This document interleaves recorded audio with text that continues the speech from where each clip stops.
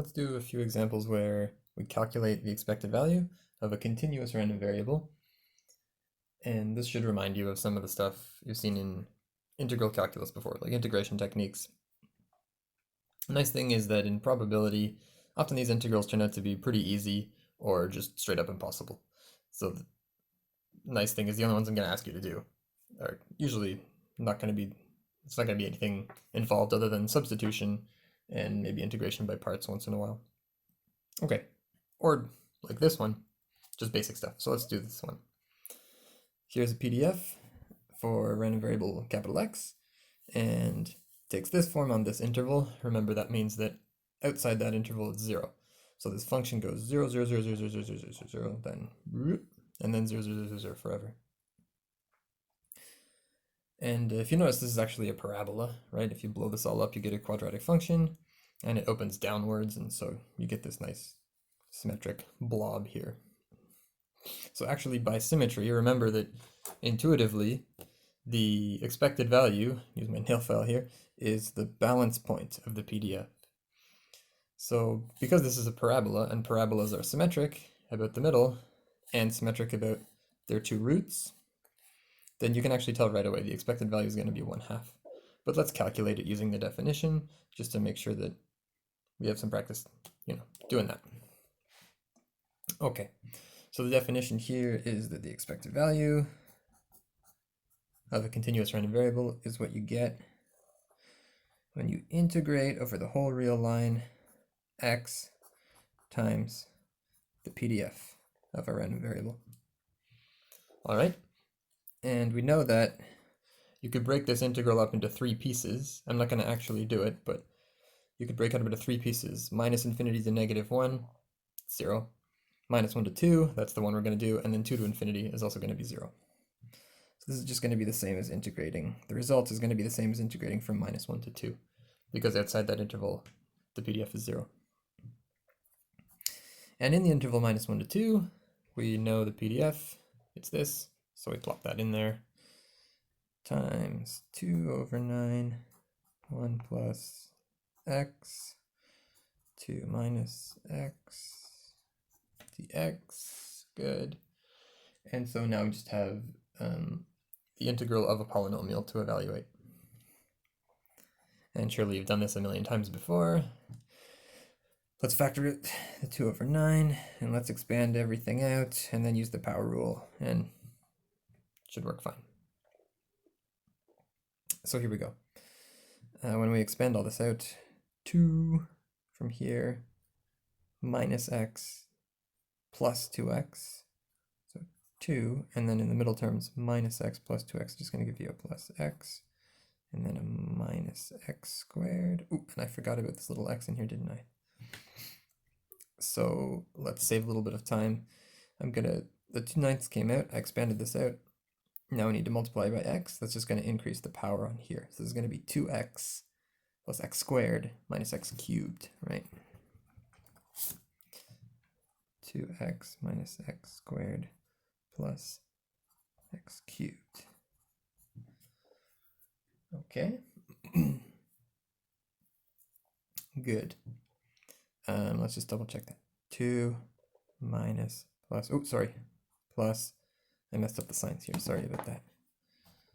Minus x cubed. Okay. Good. And so now we can leave the 2/9 out here and do an antiderivative in here. So this is going to be 2/9, and then what's in here?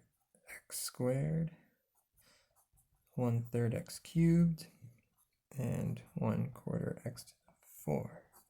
We're going to evaluate from -1 to 2, and that should give us our answer once we do all that calculation. Okay, so plugging in the 2, here we get 4, here we get 2 cubed 8/3, here we get 16/4 is 4, oh, that's nice, these two go away. Now we plug in the -1, 1, plus, -1 goes in here, oh, and it stays negative. -1/3 minus 1 goes in here, minus 1/4. All right. Let's see what happens. 8/3 minus what happens in here. Just do the calculation, I guess. 12 is a common denominator. It's 4/12, 3/12, 2/9. I mean, this is, not important. Just doing the calculation. 8/3 minus how many twelfths? 12 minus 7, 5. And 8/3 is how many twelfths? Multiplied by 4, 32. So in the end we get 2/9 times 32 minus 5, 27 twelfths. These cancel out to give a 3. So we get 3 times 2 is 6, 6/12. Yeah, 6/12 is 1/2, which is what we knew we were going to get from the start by symmetry of the PDF here. Okay, good. So, key points. Use the definition. When you integrate from minus infinity to infinity, you only have to care about the part where the PDF is non-zero. You can ignore the rest, and then you just do the integral. In this case, we only had to blow everything up, expand it out, and use the power rule. It's pretty easy. Okay, let's do another example that's a bit more involved. How about this one? So let's consider a random variable, capital X, whose PDF is this, x times e to the minus x on the interval 0 to infinity, and we're going to find its expected value. Okay, so the PDF looks roughly like this, reaches a max at 1, and then it just kind of asymptotically goes towards 0.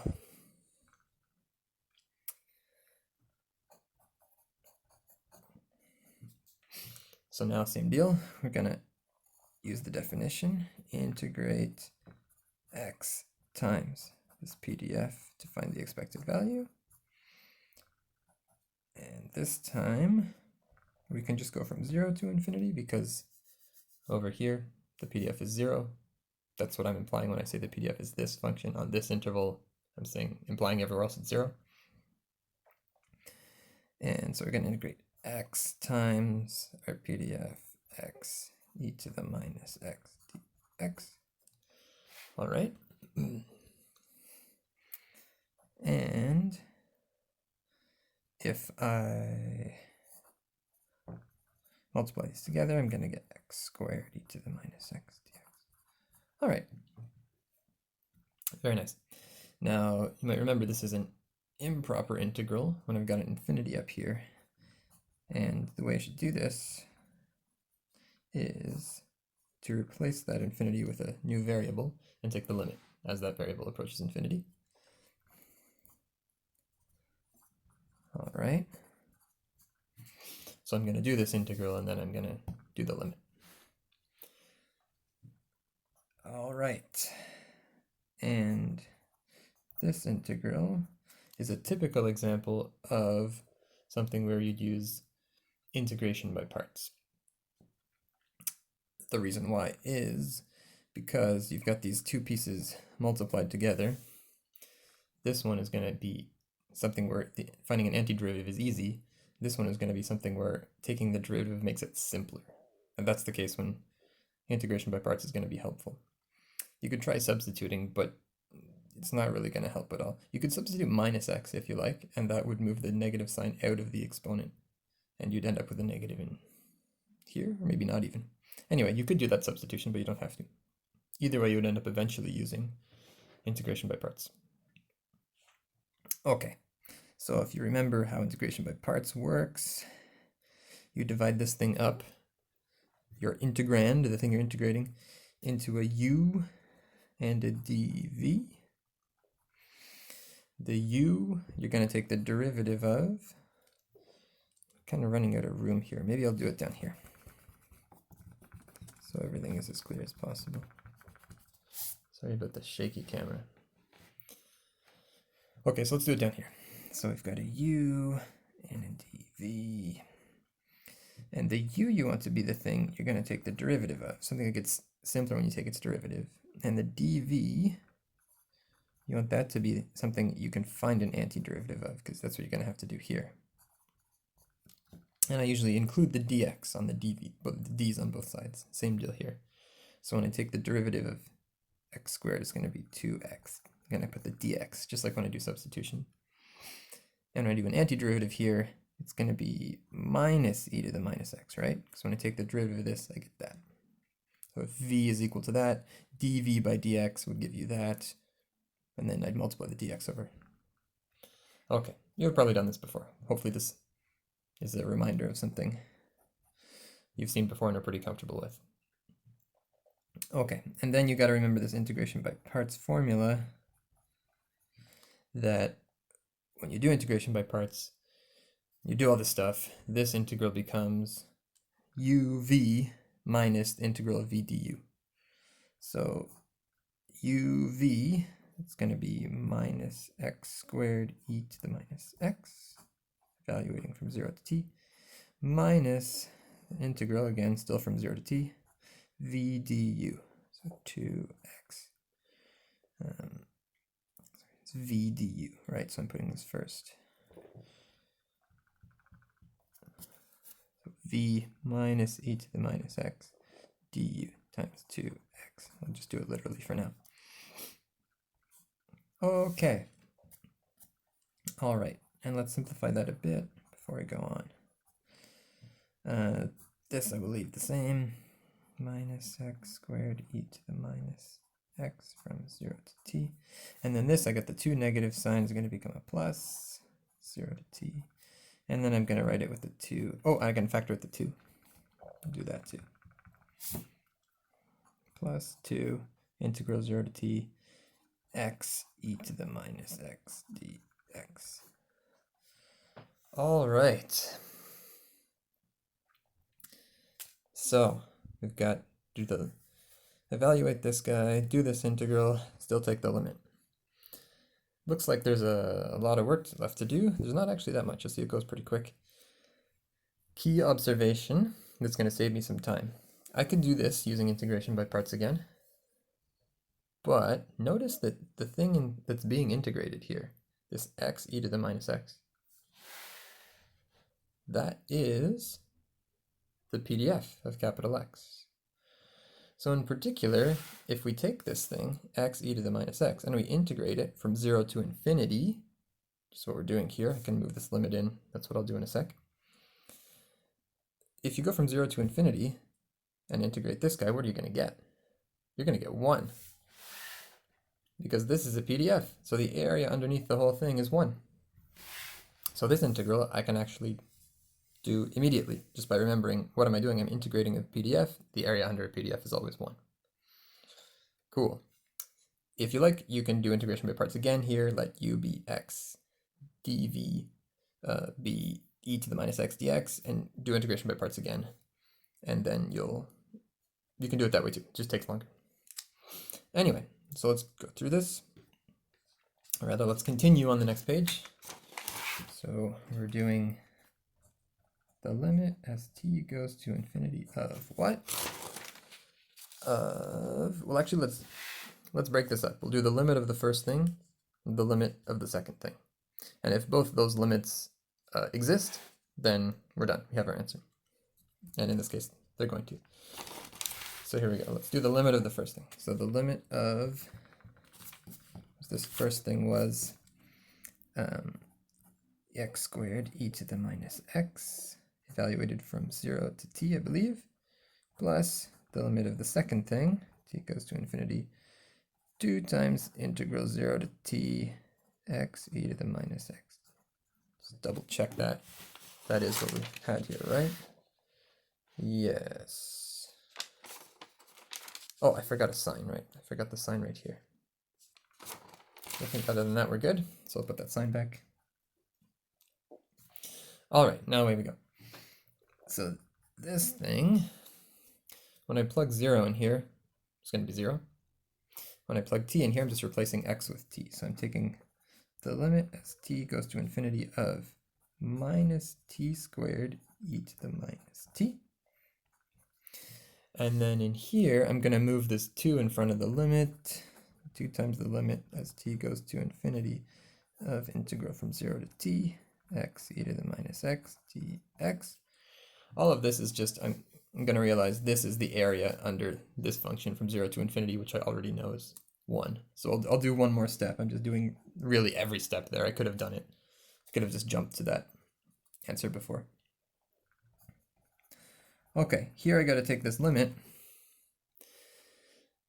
And to do it, I'm actually going to move the e to the minus t into the denominator to make it e to the t. Why? Because I like to take the limit of thing 1 divided by thing 2 because I can use L'Hopital's rule, right? L'Hopital's rule makes a lot of limits way easier. This limit's going to be easy if you know L'Hopital's rule. And now finally, okay, well, finally, we still have to do that. In here, we finally get to this. This is the integral from 0 to infinity. That's the definition. Right? To integrate something from 0 to infinity, what do? You replace the infinity with a t, and you take the limit as t goes to infinity. So this is the integral from 0 to infinity of this function, and that function is the PDF of our n variable, and because it's a PDF, the area underneath has to be 1. So this is 1. Good. So we're left with this limit. Now when I'm doing this limit, it's definitely infinity over infinity, right? Negative infinity over infinity, sure. It's still indeterminate. It's still of the form where L'Hopital's rule applies. So I'm going to use L'Hopital's rule there. Take the derivative on top, take the derivative on the bottom. And then in here, oh, and just to make this clear, right? This limit is eating this guy only now, right? Yeah. And this plus 2 is just going to hang out. So that came from this other limit over here. Okay, good. So we used L'Hopital's rule, and we got minus 2t over e to the t. That's still indeterminate, still infinity over infinity. Again, minus infinity over infinity, same deal, it's still indeterminate. And so we do the derivative again. So we get minus 2 over e to the t. That's 2. And now finally, what's this? Limit as t goes to infinity of minus 2 over e to the t. Minus 2 in the numerator, denominator blows up to infinity, so this thing goes to 0. So in the end, 2. The expected value of our random variable is 2. It's defined and it's 2. So notice that when you have a random variable whose PDF is, mathematicians like to say supported, outside, okay, I'm going to be too technical here. Anyway, when you have a random variable whose PDF isn't restricted to being non-zero on some finite interval, so it's non-zero forever to the right, yeah? It gets closer and closer to 0, but it never gets there. Then when you do the expected value, you're doing an improper integral, and it might not converge. It might be that the expected value is undefined. Just like in the discrete random variable world, you can have an infinite sum, ends up undefined, diverges. Same deal here, but in this case, it converged to 2. Great.